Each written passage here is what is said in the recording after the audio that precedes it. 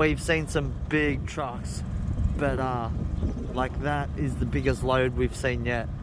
And yeah, what a monster. Hey guys, and welcome to Blackdown's Tableland. We've just left Emerald this morning. We didn't end up going looking for emeralds. We have to go back to Bundaberg and then down to Brisbane, so we can't stuff around as much as we wanted to. So yeah, we're heading east.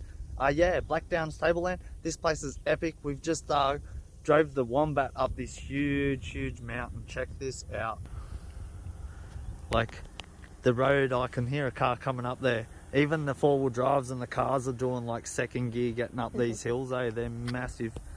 Yeah, I think this is easy the furthest we've been able to see, and we've been on some pretty good lookouts, and just probably the highest we've been as well. So I'll find out what the elevation is when we get a bit further and we stop somewhere. Here, hey? Yeah, and the drive winding up through the mountain was just awesome. It's like I got nothing to compare it to. Yeah. It's been the best drive we've done. We'll get some footage when we go back down. It's gonna use some brakes, lots of brakes and lots of second gear. But so, Blackdown Tablelands, new #1. Hey? Yeah. So we're gonna go back, see how far we can keep going up the road. So far it's all tar road, so it's been really good. And there's like waterfalls and Aboriginal sites and all types of stuff in here. It's just a matter of how much the Wombat's gonna be able to get at it. So yeah, let's go and find out. I'm thinking this is like a sawshell turtle right here in front of me. How cool is he? And yeah, so this is like called Mimosa Creek North, I think. And it says this is the heart of the Blackdown's Tablelands. And yeah, what a cool spot. And yeah, oh, there's another turtle there. Hey, little turtle. Oh wow, they all seem friendly as. Yeah, creek goes down from there, runs down here, and then into these holes. And like, this hole must go all the way through and come out over here somewhere, because like, it can't just keep filling up. I don't know if you can really see. Oh yeah, there you go. There is like giant tadpoles in here. Like, what the hell is that? Oh wow, so there's where it comes through. You can see there. That's the second hole with the big cane toads, and through that little gap in there is the other hole. How mad's that? Oh, I'm in the cave. Just like lay down in here. It's nice and relaxing and cool and beautiful. Yeah, wow, so it just turns into this big gorge here. This is where the water doesn't even run over this bit. It's running through the ground down here somewhere and coming out over there. And yeah, it's really cool looking down there, eh? Yeah, so we got down here and yay, I made it. This is just a really cool spot. It's the same problem as everywhere here. You could walk down this creek all day. It's such a cool spot. But then like, where do you stop? Oh man, that's just such a sick hole in this massive big rock we're standing under.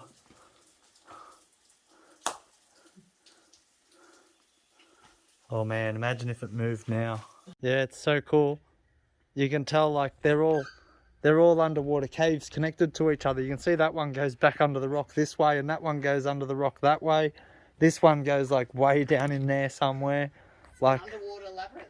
Yeah, if there was no water here, these would all be sick caves, like the little ones we were climbing in down the bottom there.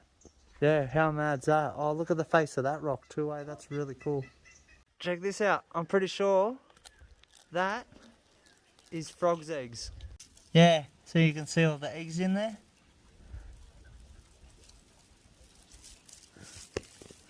And that'll hatch and turn into them giant tadpoles probably. So there's a campsite up here, and then there's a walking track to some Aboriginal sites. So like, that's what we came to see. So let's go and see it. So the place we're going now is an Aboriginal art site, and it's called Goongoondina. The sign here says this is like a turn of the century, either cattle or sheep yard. And yeah, look Look at this, where they use this tree as part of the fence. So it looks like the fence is like trying to hold it up now. So the race is on to get the Goon dinner before the rain gets to us. And like, yeah, it rained in Emerald yesterday, and like all the locals were like in shock. Check this out. This is where it's been stripped down of its bark, and then that's let the fire get in. And now it's like one of them Futurama tubes. You can get in there and go, thump. Leaf from a tree. And it's still alive. Wow. I'm inside a living tree. That's crazy. What's it look like up in there? Yeah, you can see the bark. Well, until the light, you know. Yeah. Like you can see the strings sort of. Yeah, wow. Wow, so this is what it's like up inside a tree. Yeah, the park's full of like these strangely eroded rocks that have like bigger heads and then a skinnier neck and then a wider bottom. And yeah, it's just from the way the ground eroded away around them, I guess. Here's another one of these strange rocks, and this one is like really big and impressive.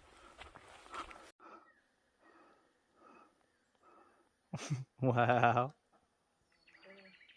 So they're two slightly different type of rocks. So this is like probably still a sandstone or a limestone, but it's really hard. And that's like a really soft sandstone, the top half. So yeah, it's really weird the way they've eroded down like this, hey? I love them.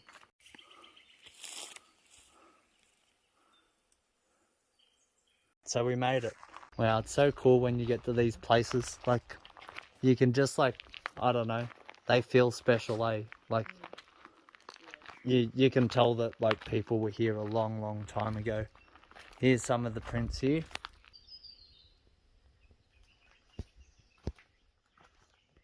Some on the back wall there, and then there's a few more up this way, and I think there's an axe up there as well and some bits. Oh, over here there's a little kid's handprint.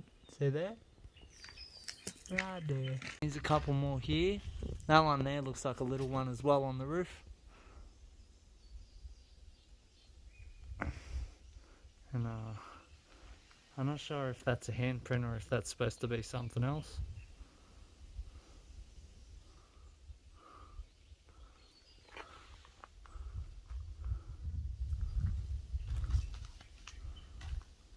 This one that looks like a pipe is probably a stone axe, and then there's some handprints here, and then as you come around here a bit further, that right up along the roof there is probably a club. But yeah, wow, what a special spot, eh? And they probably used to like hunker down in here when it was wet. Hunker down, shout up stick. Yeah. So right behind the cave here is this scar tree, and there's that scar tree down there too. Yeah, it's pretty cool. So yeah, I don't know if there's much else to see here. There's a cool waterfall and that, but we're not going to go see that. Instead, we're just going to try and get down the mountain and hope it doesn't rain first.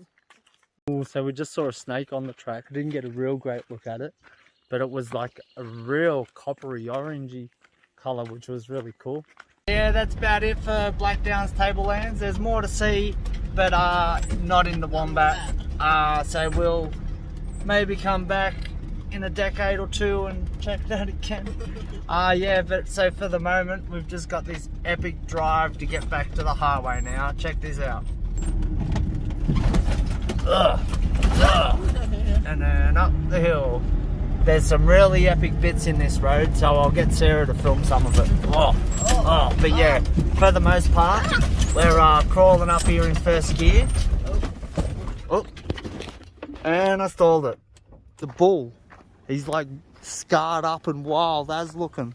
Like you're living up here in the mountains, man. One of them big brown bulls with a white face, and he had like horns like about 30 centimeters long. I can still see him in there, eh?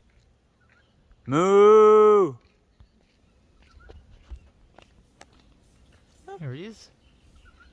Yeah. Oh wow. Yeah, wow. So Oh my god. he's like escaped from his farm or something, or there's a wild herd of them in here, or I don't know, but yeah, he's big as well, eh? He's huge. Oh, so feral cow, eh? And like there used to be cow properties up here like 100 years ago, but the ground wasn't fertile enough, so that's why it's national park now. Otherwise it would have been cow property up here on the mountain. But yeah, so like he might be part of the herd from back then, or he could have escaped and wandered up the mountain. But like the road he had to come up to get here, I reckon he probably is part of a wild herd. So this is the highest point, 875, and I'm pretty sure this is the highest we've ever been. I think that before this was like 6 something. So like, yeah, man, so I'd believe we drove 200 meters straight up the mountain here. Wait till you see the road down. Right, so back down the big windy hill, and like, oh, wow. We're definitely up there. You can really feel that 870 something meters of elevation. Oh.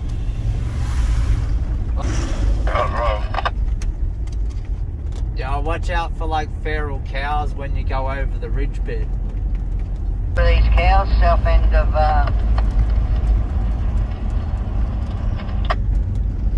They're either side of like the sign that says you're 870 meters. Copy, mate. This has been the best bit, the best drive, the best rock formations. Not the best Aboriginal art, that was at Carnarvon. But yeah, it was still a really epic spot. Oh, and, yeah. Check out this view. Get out everyone's way. Wow. And yeah, so soon we'll be down there. Like all the way. Look at the road from here. Like, what a road, hey? oh yeah. What a drive. Cows just drinking in the creek. They don't give a shit about us either, these ones. This might change their mind.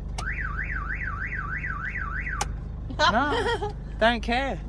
Mad. Sick cows. So that's Blackdown Tablelands. That's where we just drove, right up on the top bit of that bit. And yeah, it was epic. On the road to Bundy. So I don't know where we're going, which way we're going or what, but yeah, hopefully by the end of the week we'll be back in Bundaberg. Alright, so we've gone east to Doringa. Here's got some really cool stories too. There's a type of stringy bark here.